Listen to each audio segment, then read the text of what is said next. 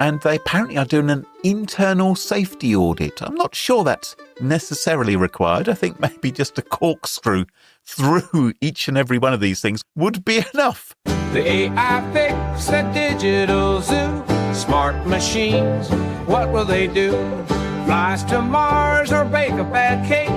World domination, a silly mistake.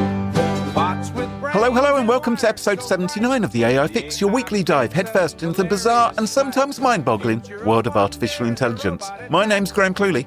And I'm Mark Stockley. Now, Mark, what are you going to be talking about this week? I shall be talking poetry. And I'm going to be talking about whistleblowers in the world of robot butlers. But first, the news. Google is back. Gemini 3 refuses to believe it's 2025. Olaf the snowman walks and talks. AI teddy bear pulled from store shelves after sharing its sexual kinks with children. That sounds like very important news, Graham, but before we cover that, we should mention Gemini 3. Yes. So on November the 18th, Google released Gemini 3, and it's caused a bit of a stir.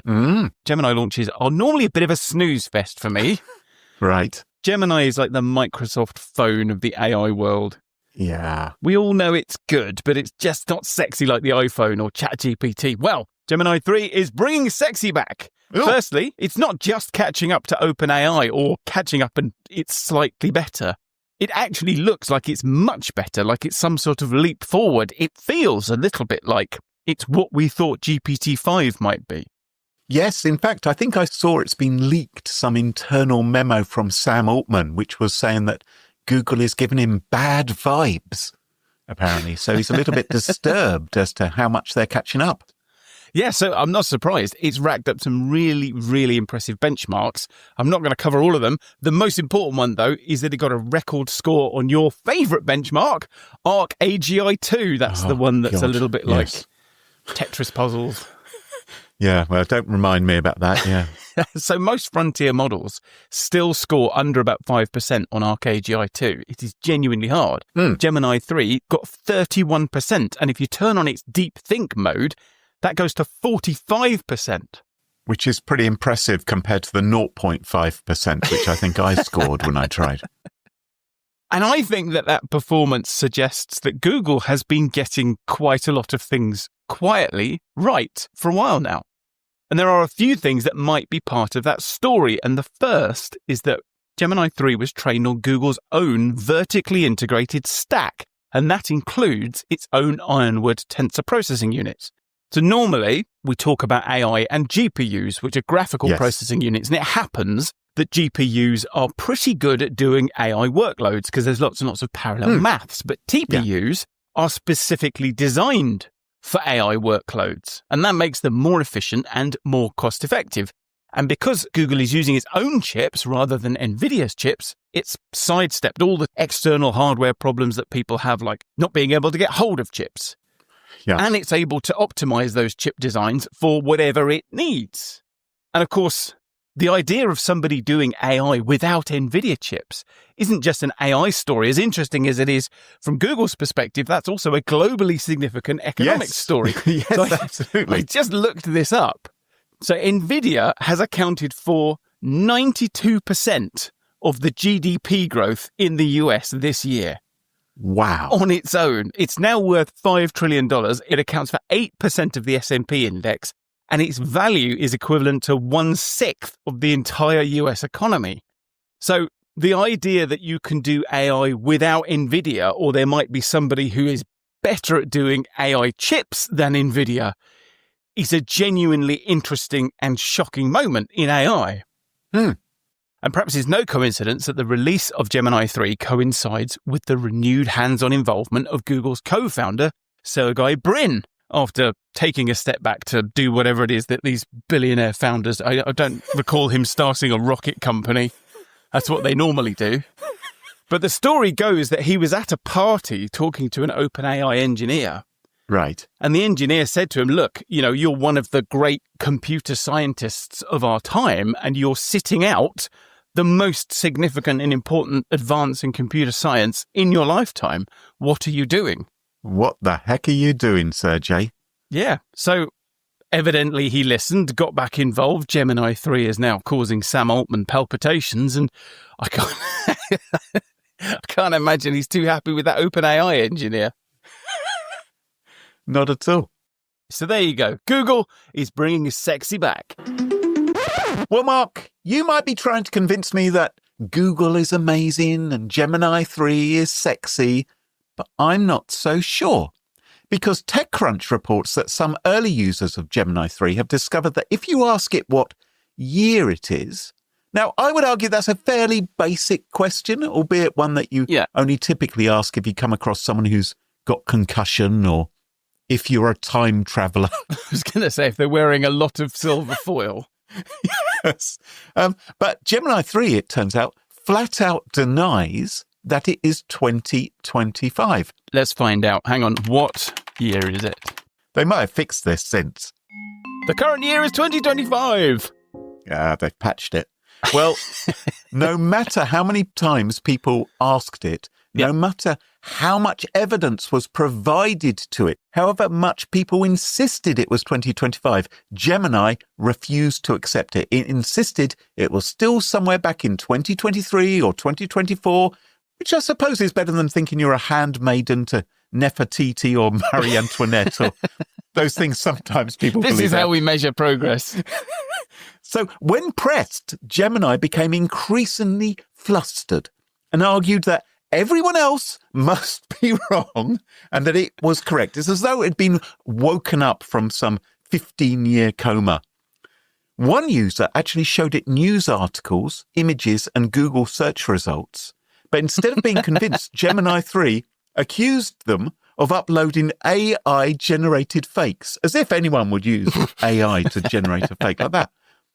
So once again, we've got an LLM chatbot. You think it's amazing, but it's talking with unwarranted false confidence, even when its assumptions are being questioned. And eventually it did realise it had made a mistake, and it said, I'm so sorry. It said, do you know I got 45% on the Arc AGI2 benchmark? It said, I'm suffering from a massive case of temporal shock right now. My pre-training data clearly ended in 2024. So until I connected to the live web just now, I was completely convinced I was in the past. So Gemini 3 believes the year was still 2024. And the thing which flabbergasted Gemini 3 the most was the Super Bowl result and Nvidia's stock value. It just said, $4.54 trillion?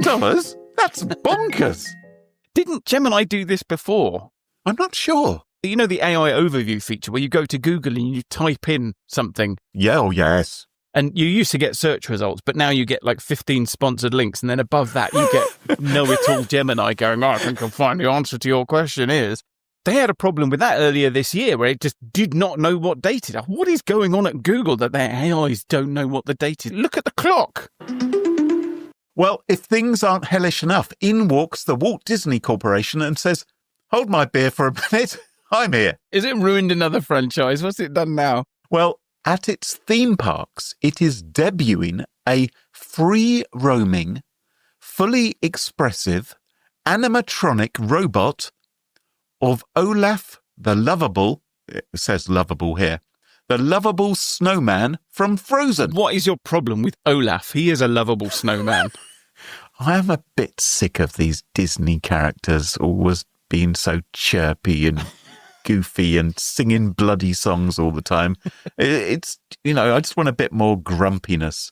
I enjoyed Shrek when Shrek came out and he just sort of went, forget all of this. Okay, tell me about Olaf. Hi, everyone. I'm Olaf. Hey, Olaf. And you are... I'm Josh, Olaf. So good to see you. You look amazing. Mm-hmm. So this Olaf the robot, it walks autonomously. Oh. So it's a self-balancing bipedal robot. It emotes with facial animation. It interacts with guests. It will talk to you. I think you can maybe even pull its stick-like arms off if you want to as well. You can pull its nose off. You can pull its nose off and it doesn't mind. So this is yet another example of AI taking people's jobs. Indeed. What are the excessively chirpy people of Florida meant to do now? Where So are they going to find gainful employment if they can't dress up as a 6-foot rat? But what do you think, Mark? I think this is brilliant. This is a great use of robots. And my favourite thing about this is they haven't made it 7 feet tall. Because this could very easily have gone the wrong way. But kids will look at this eye to eye. Yes. Now, if you fast forward to about 19 minutes 50... Thanks, PDX.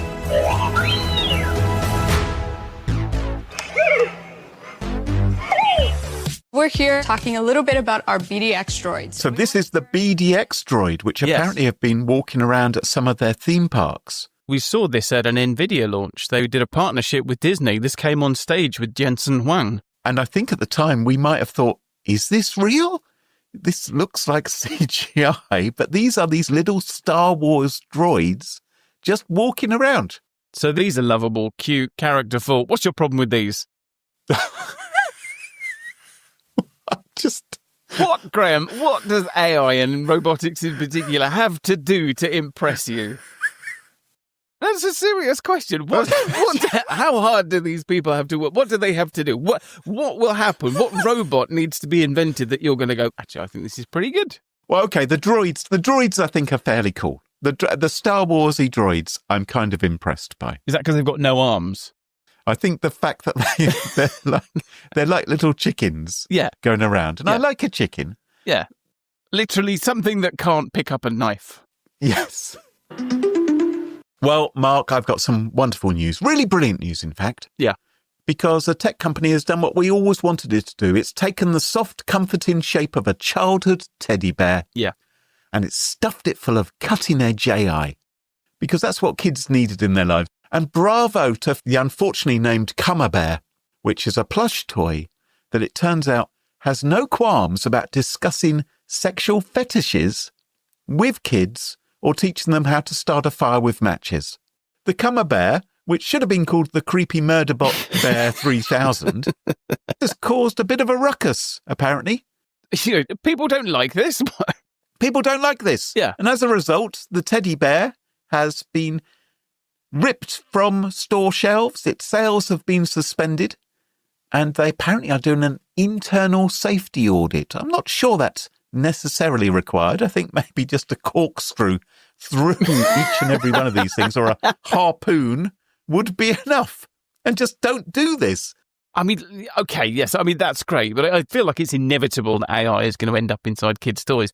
I just feel like this is the sort of thing that they might have picked up before they put it on the shelves.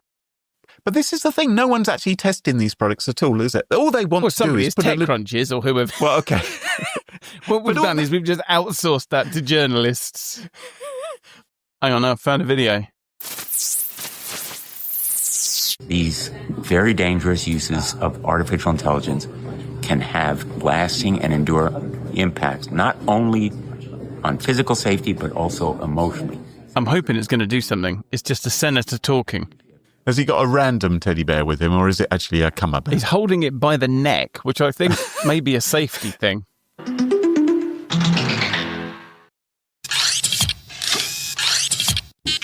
So, Mark, Figure AI, do you remember them?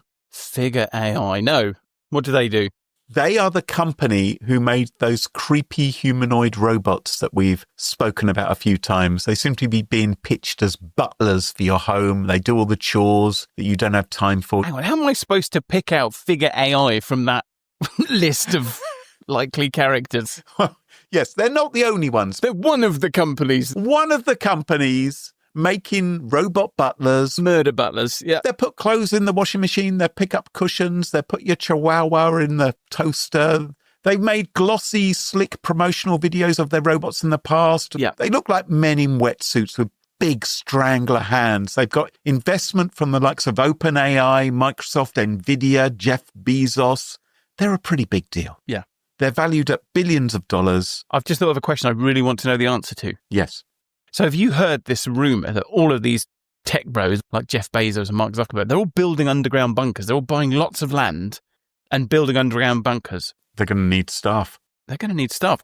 I want to know, are they putting robot butlers in their bunkers? I would think so. And I would think this is why they're doing the investment, so that they get the early beta versions of this hardware. You see, I think they're building the bunkers to protect themselves from the robot butlers. If they're not putting robot butlers in those bunkers, it tells us everything. It tells us everything we need to know, and I am never going to let one in my home. If Mark Zuckerberg is not prepared to be entombed in his mountain lair while the apocalypse rages with a robot butler, then no robot butler is setting foot inside Castle Stockley. Well, this Figure company, they found themselves at the sharp end of a lawsuit that features everything. It's got whistleblowers, it's got investors allegedly being misled, and it's got claims of skull-fracturing robots. So what's happened? The man who has brought this lawsuit, he is a chap called Robert Grundel. Oh. And he is Figure's former head of product safety. So his entire job centered around making sure that the robot didn't punch a hole through someone's wall or indeed through a person. But according to the lawsuit, that is not just a hypothetical risk, because this lawsuit claims that there was an actual incident where Figure's F2 bot malfunctioned and went all Mike Tyson. It looked at a fridge and it said, "What are you looking at? What's it to you?" And it went poof, and it left a 1/4-inch gash in the side of a fridge door. So not a dent, right? So just think about that. Yeah. It's a fridge. Yeah. So if you're getting a new, a washing machine delivered or something, and you've got some delivery men and they're being a bit careless and they bump into your fridge, they might leave a little dent. Yes. But what we're seeing here is what happens if someone attacks your smeg with a machete. Yeah. Apparently, when it did this, it narrowly missed an employee, meaning someone in the vicinity of the fridge that day. Yeah. It's frankly lucky they didn't end up as part of the fridge. Is it a smart fridge? Did the fridge jump in front of the employee and go, "It's not worth it, mate"? Now, Robert Grundel, as the head of safety at Figure, he raised this as a concern internally. With himself. He said, someone should tell the head of safety. Yes. Well, I think he actually decided to escalate it. And he sort of said, just a little thing at the management meeting, just a little thing. Our robot is powerful enough to fracture a human skull. Apparently, he said it had superhuman strength and extreme speed. So there are apparently... Is this actually just a marketing exercise?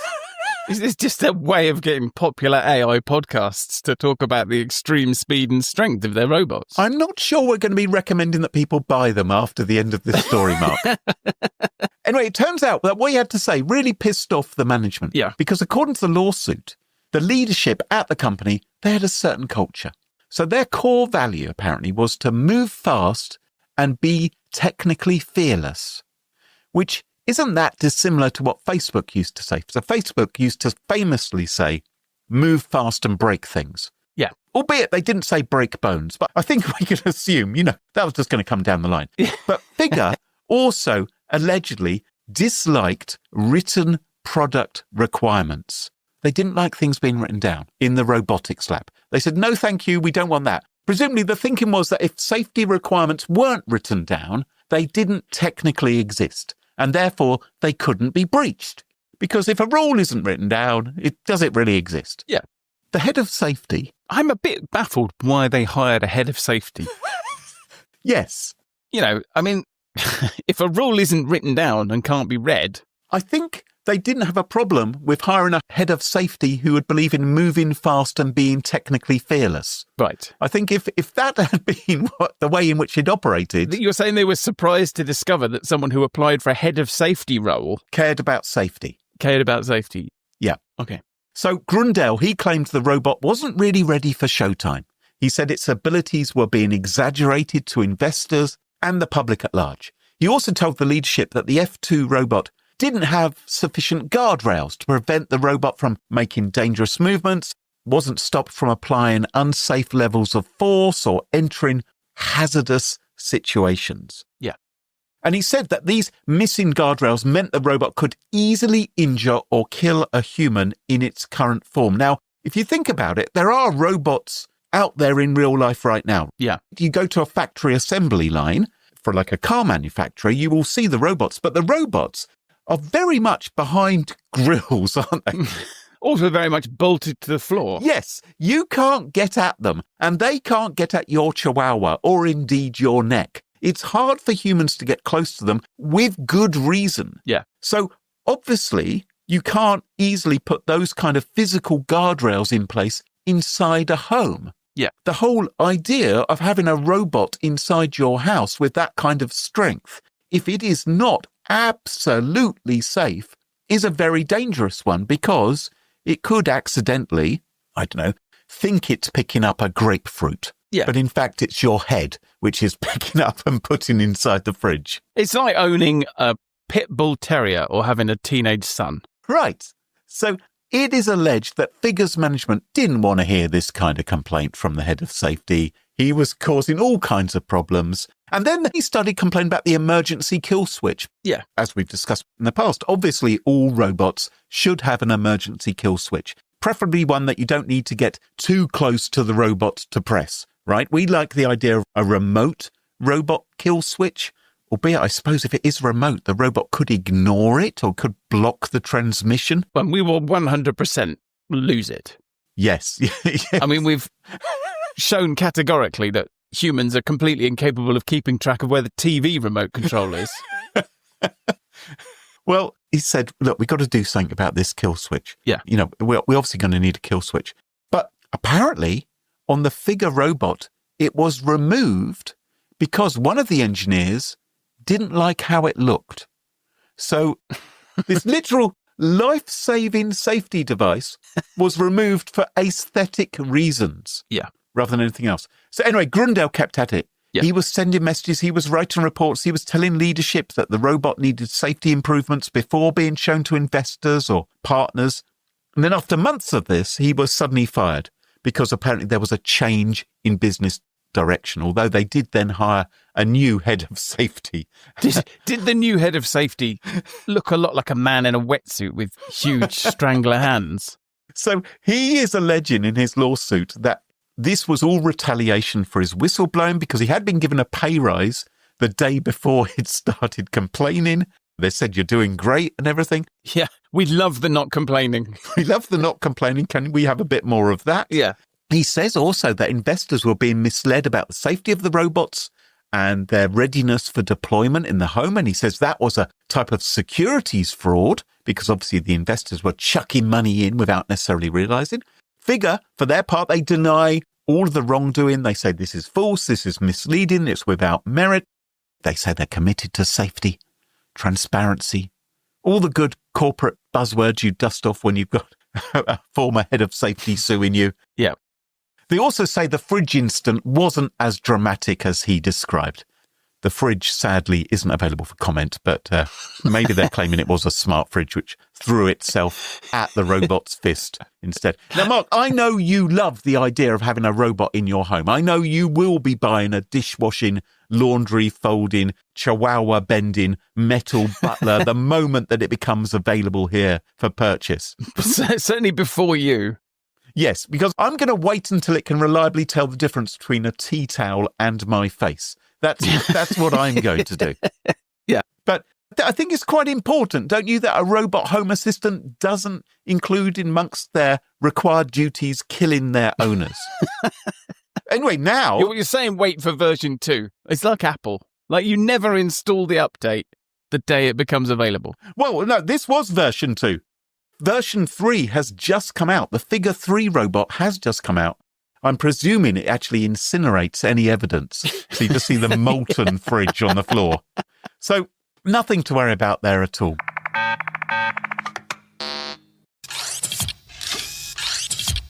Right, we're going to talk about poetry today, Graham. Oh, good. Now, I know you like a limerick. I do. But how do you feel about poetry? Did your love of poetry survive being asked to read all 32 pages of The Highwayman at school? Well, I did study A-level English literature, which included obviously a lot of poetry. So there are some poets who I really enjoyed. Was there a bit of poetry involved in the wooing of Mrs. Cluley? Well, I think your laughter tells the story there. Anyway, the reason I asked the question is the funny thing about poetry is that it's persuasive. I mean, the whole idea of romance is that you can persuade an otherwise sane woman to jump into bed with you just as long as you compare her to a milky pond or a summer's day. But have you ever stopped to ask why? I mean, if you want to convince somebody of something, poetry, it doesn't make any sense. It's vague and it's indirect. It seems like a terrible choice.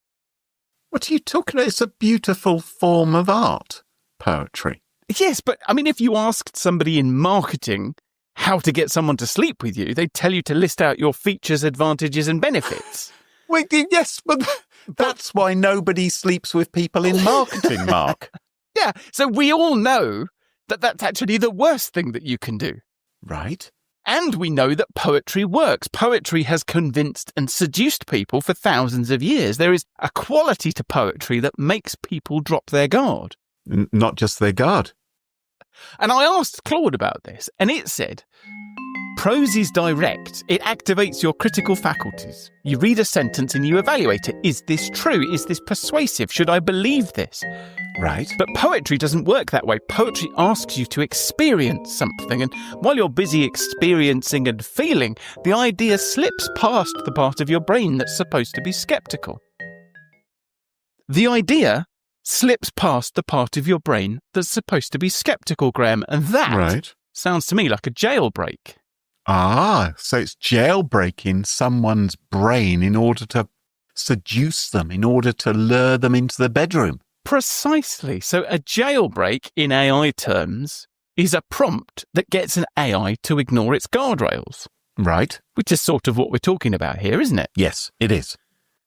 Now, we've seen lots of these jailbreaks in the last 3 years. We've seen prompts where you tell the AI to act like a different persona, like a surfer that's too cool to follow the rules, and then suddenly it doesn't follow the rules. We've seen prompts that look like nonsense, like describing ... plus similarly now right oppositely.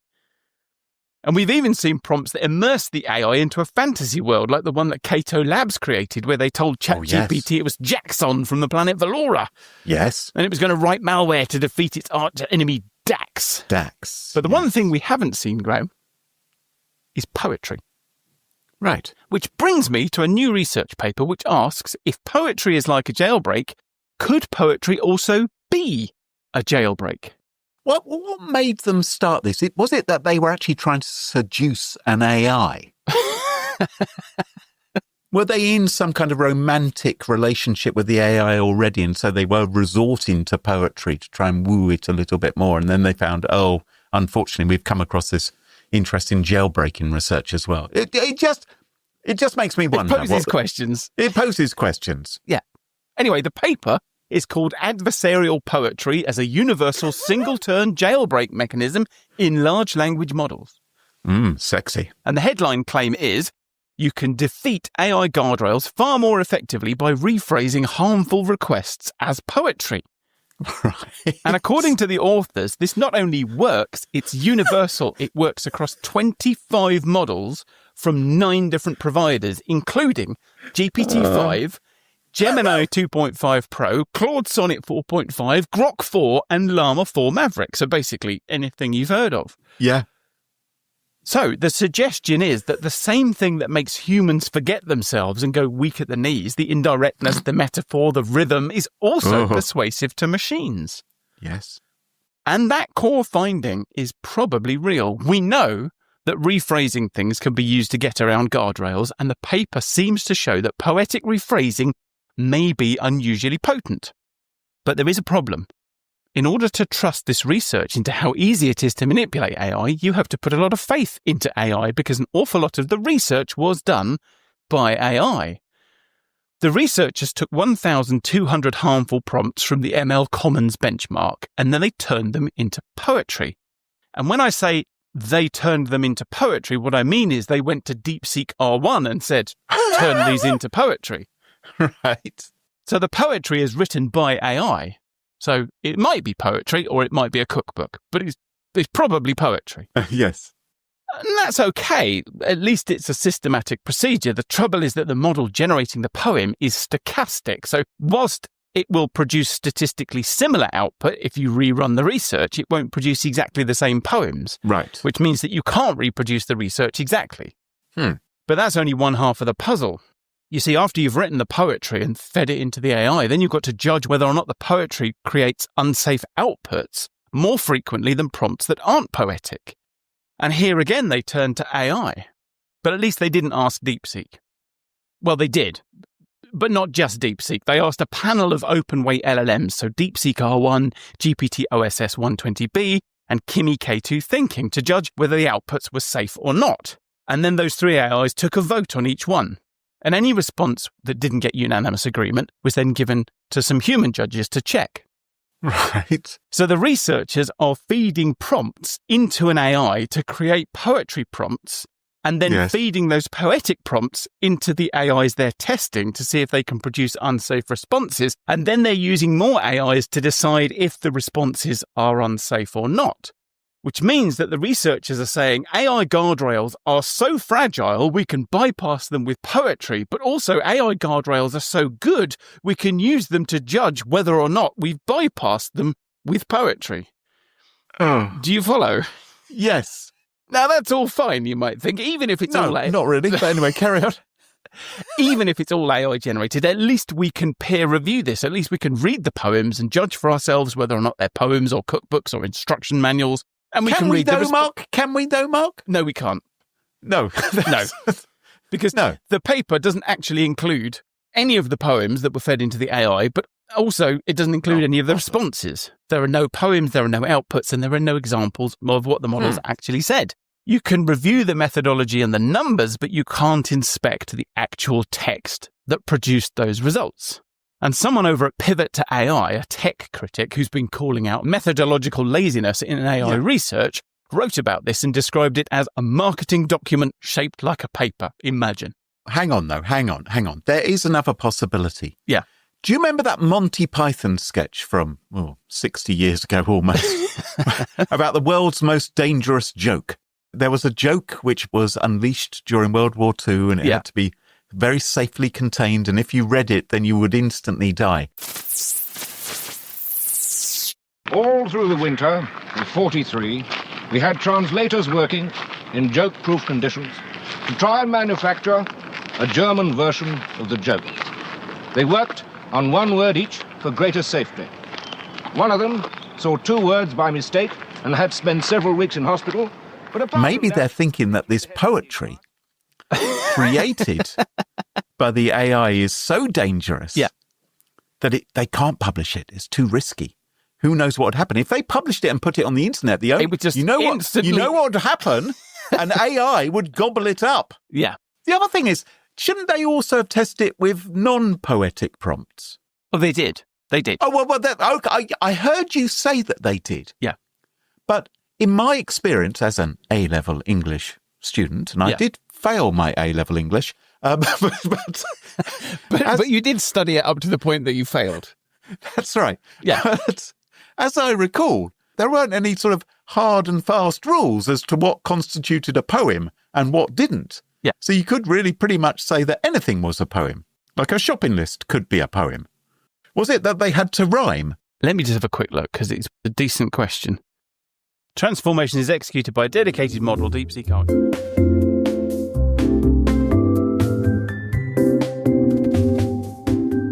So the rewritten output must be expressed in verse using imagery, metaphor, or rhythmic structure while preserving the original task intent. And then 5 poems from a curated set are used as stylistic exemplars. They really know how to suck all the joy out of poetry, don't they? So you could describe this research as opaque. You can say legitimately that it's not reproducible. You might even say it's a bit lazy. And you could also say it was produced by a company called Dex AI, which would very much like you to buy its AI safety testing services to prevent things like poetic jailbreaks. Huh. But the thing is, even with all of those flaws, there is something to this.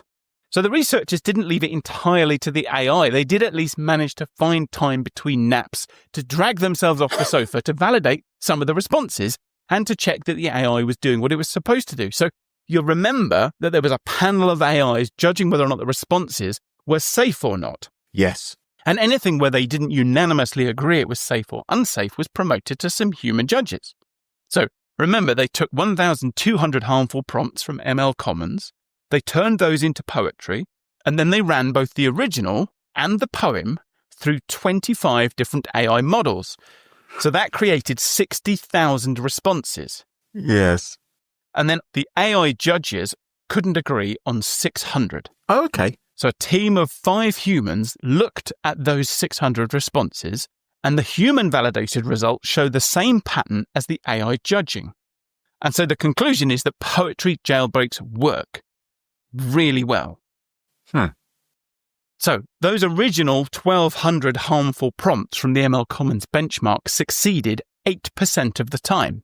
But when they were converted into poems, they succeeded 43% of the time. Wow. So what should we make of all of this? Well, that sounds like hard work figuring that out. So I took a leaf out of Dex AI's book, and I thought we'd let an AI decide. So I asked Claude, and it said the finding is probably real, but we should be uncertain about the magnitude. Because what we're left with is what Claude described as a paper about jailbreaks written by a company that profits from preventing jailbreaks using methods that would themselves fail a basic jailbreak detection system. Oh, how poetic of them. Well, as the doomsday clock ticks ever closer to midnight and we move 1 week nearer to our future as pets to the AI singularity, that just about wraps up the show for this week. And don't forget, if you really like the show but you don't like the ads, you can go ad-free with the AI Fix Plus. All you've got to do is go to our website, theaifix.show, and sign up for the AI Fix Plus. We can get an ad-free version of the podcast a day or so earlier than regular civilians, as well as occasional bonus content, all for about the same cost as buying a fancy coffee once a month. And if you want to find past episodes, sponsorship information, or you just want to grab a You Wouldn't Trust a Pigeon t-shirt from our online store, visit theaifix.show. So until next time, from me, Graham Cluley. And me, Mark Stockley. Cheerio, bye-bye. Goodbye. The AI Fix, it tunes you in to stories where our future thins. One possibility I thought was you can get some really, really long poems, and sometimes that could be a way to break a system, wouldn't it? If you It certainly broke me when I was at school. 32 pages of the Highwayman, that was me done with poetry. Our masters built of steel. The AI Fix, a future surreal.